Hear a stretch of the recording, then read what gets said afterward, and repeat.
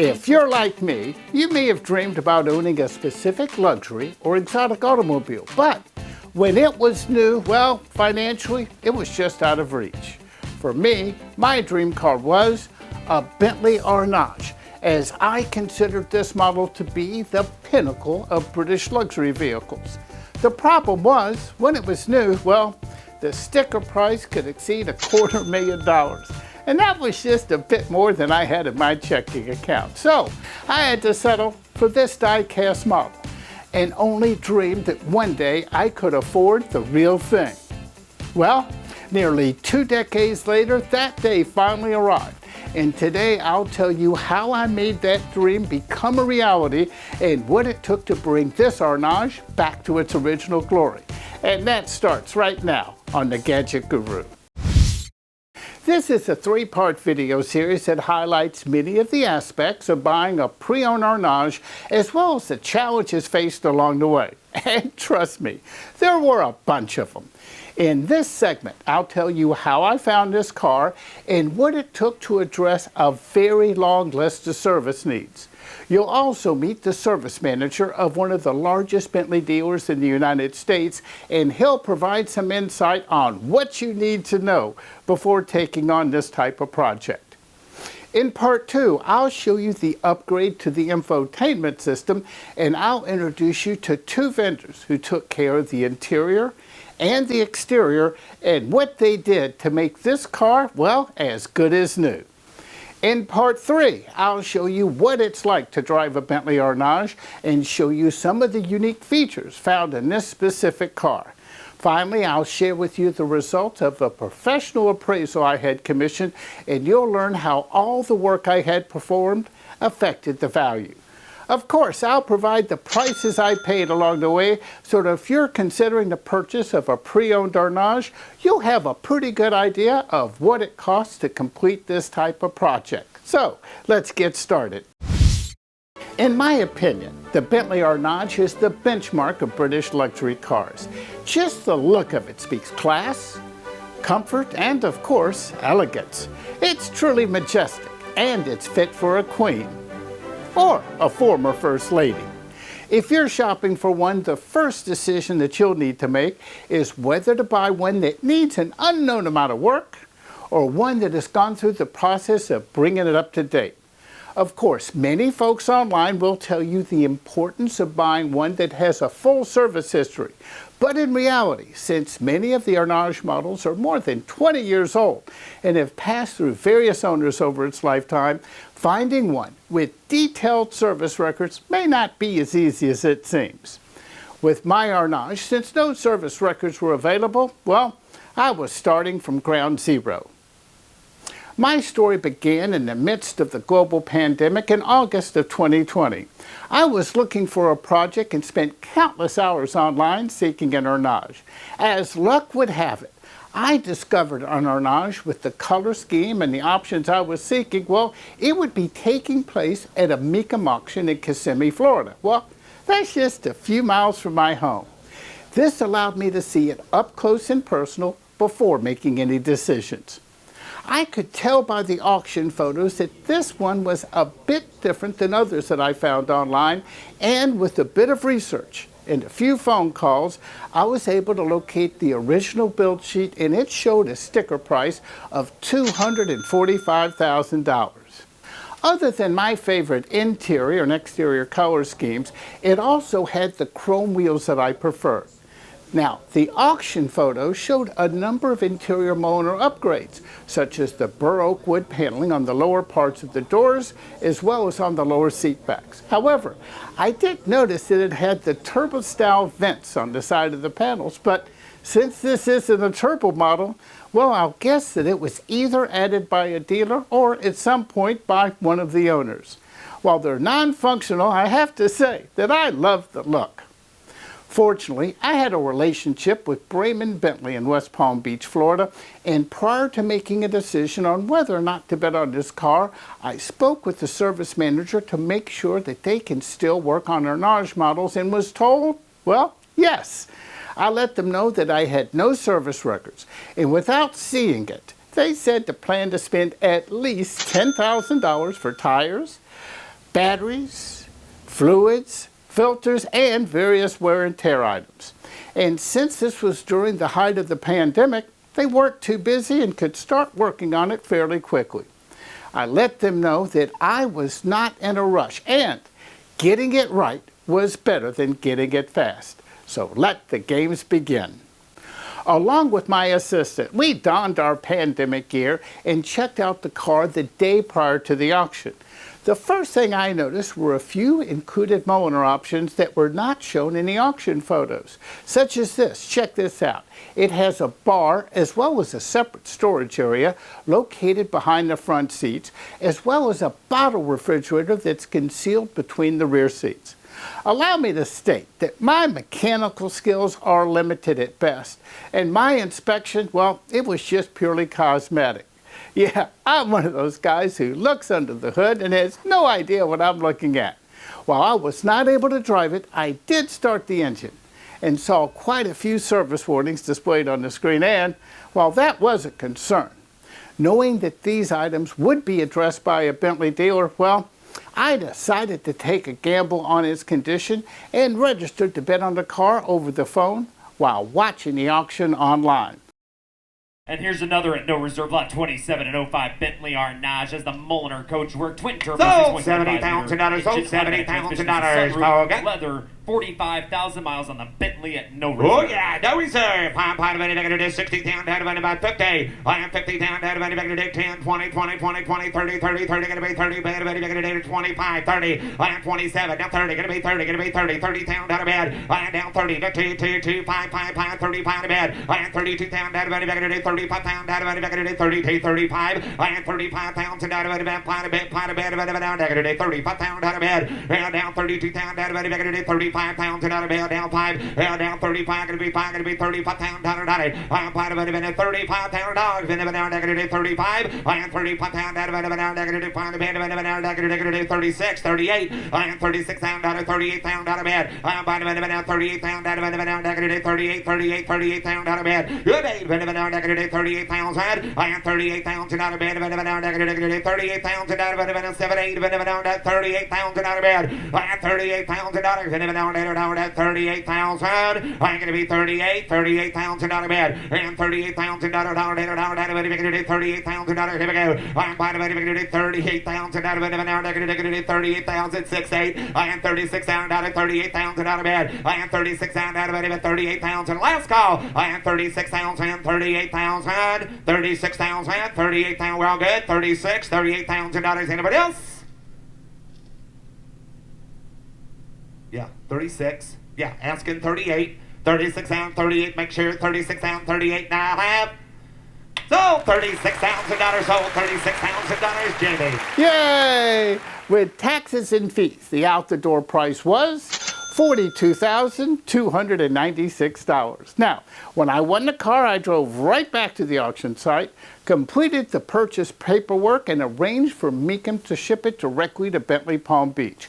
The cost of this service was $600. Now, remember when the Bentley service manager had planned to spend at least $10,000 for the basics? Well, a few weeks later, after a detailed inspection and multiple road tests, I received a phone call from the service manager and learned, well, the car would require much more work than they originally thought, and that estimate jumped to roughly $38,000. The list of repairs is so long, well, I'll play some music while you peruse the list.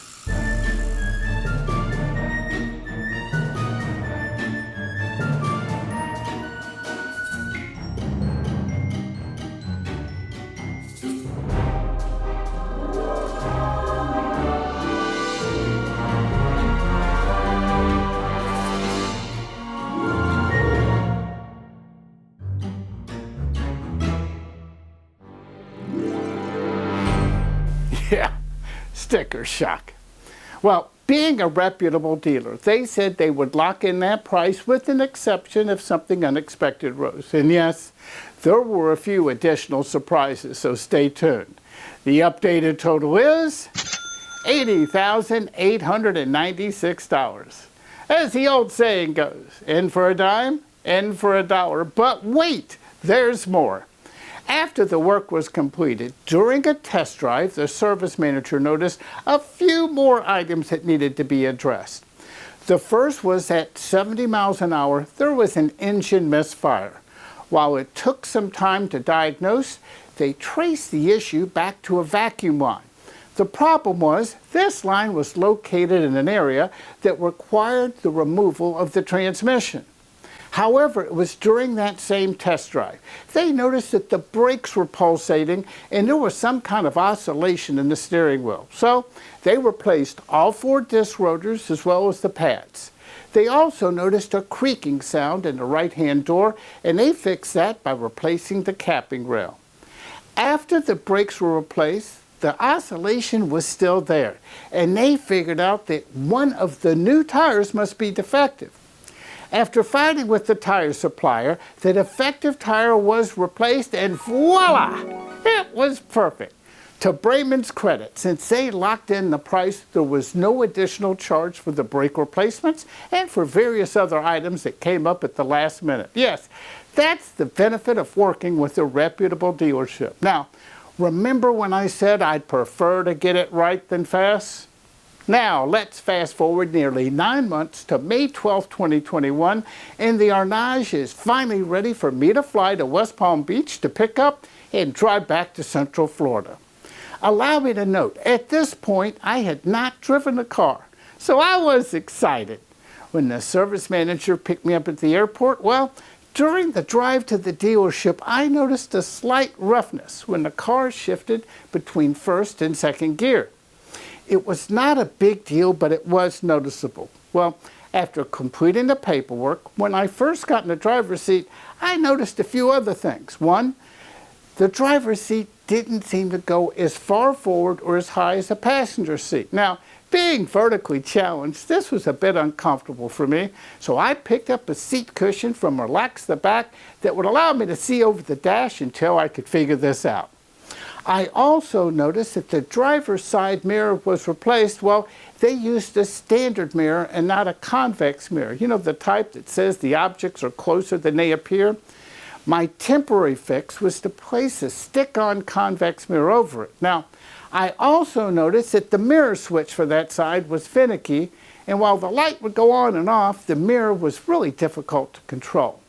And after I left the dealership, when arriving at my hotel, I noticed that the alarm would go off when unlocking and opening the doors. Now, I chalked that up to user error, but that wasn't the case.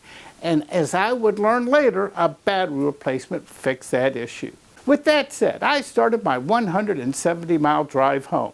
I already mentioned the transmission was a bit rough between first and second gear, but I also noticed that the tach was running a bit too high when at highway cruising speeds. And it appeared that the transmission was sticking in third gear. I had to manually move the shift lever to trick it into fourth gear. But wow, she was running smooth and quiet at highway speeds, and I was happy. Then, when I was just 30 miles from home, while using the cruise control at 68 miles an hour on the Florida Turnpike, a traction control warning light illuminated and the car immediately lost power. It was odd as I had steering and brakes, but when pressing the gas pedal, the engine was barely moving. It appeared something triggered the car to enter the limp home mode. After pulling over to the side of the highway, well, a restart brought the car back to life. So once I got home, I contacted Brayman and they dispatched a truck to carry it back to the shop. Well, it was fun while it lasted. Now, Bentley Palm Beach discovered the stalling issue was triggered by a transmission error, and we decided that since it was already moved once for the vacuum leak repair, it was best to do a full rebuild. And the reason the seat was not moving far forward enough or upwards was because it was modified with an adapter to allow for a very tall person. Now, I can only guess that at some point my Arnage could have been owned by an NBA player. Well, this was fixed along with the other items, and Brayman split the cost of the transmission rebuild with me. The total for this round was $6,185, bringing the total to $87,081, roughly double what I paid for the car at auction. It's now November 2nd, 2021, and I flew back to West Palm Beach to pick up the car. I am happy to report that everything was perfect. However, there's always a however. Just a few weeks later, even though I was using the battery conditioner when the car was parked in the garage, I was receiving occasional battery faults. Since the batteries were replaced very early in the process, and since there was quite a bit of waiting time in between the service stages, it's my guess the batteries at some point became depleted and never fully recovered. But this is the benefit of dealing with the Bentley dealership who backs up their work. They picked up the car on December 16, 2021 and returned it the following week.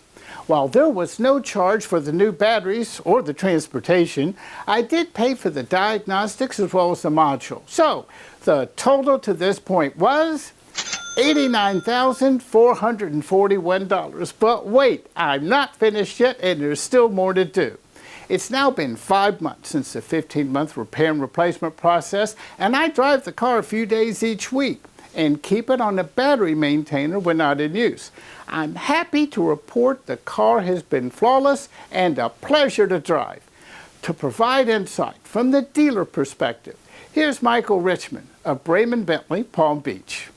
When Andy first approached us about working on his Arnage that he purchased at an auction site on scene, I was a little concerned, I have to say.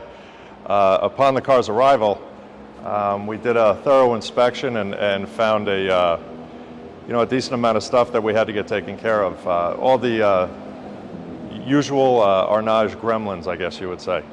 We went through the car, we did a service, belts, brake flush, all the fluids, rubber components, gas springs, so on and so forth.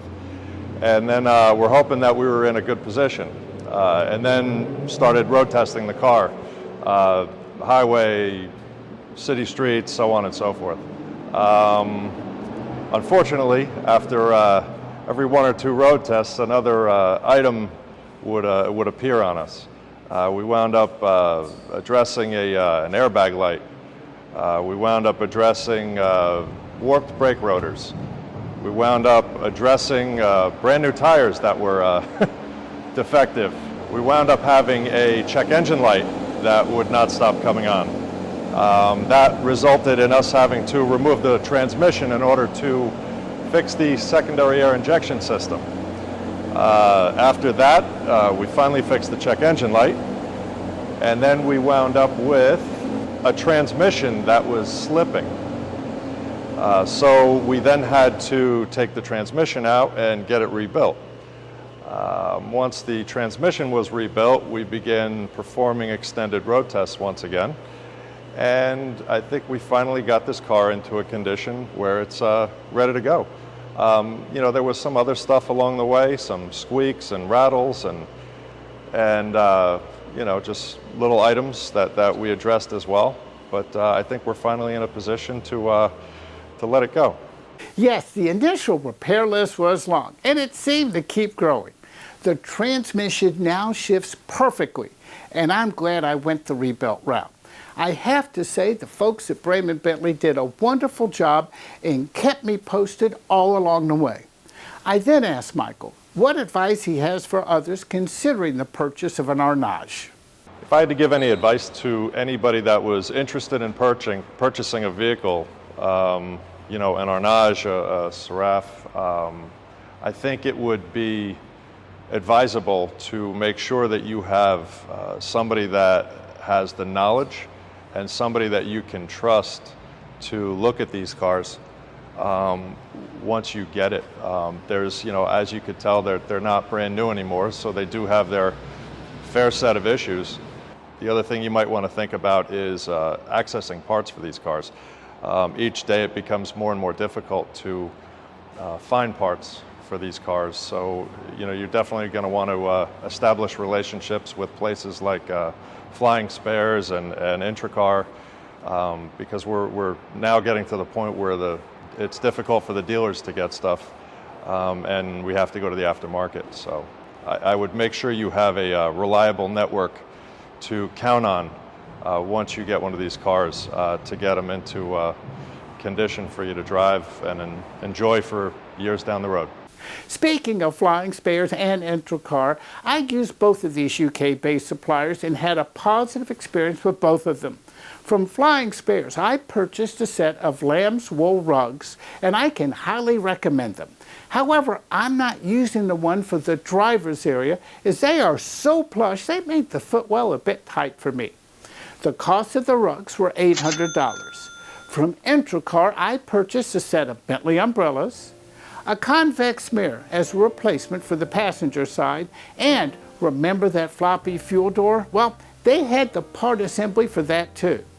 I also purchased some glassware for the bar in the passenger compartment that I'll show you in part 2 of this series. The total for everything was $900. Now, following a YouTube video, I was able to replace the mirror myself. I have to say that while I took more than a year to get this far, I was thrilled how this car has turned out. So, to this point, the total is $92,141, but I'm not done yet. In part 2 of this video, I'll show you how I address the antiquated audio system while adding modern functionality, and I'll go through the steps I took to rejuvenate the interior and protect the exterior. Here's a link to that video, and if you enjoyed this video, don't forget to hit the thumbs up button, and I hope you subscribe. That's it for now. I'm the Gadget Guru, Andy Parr.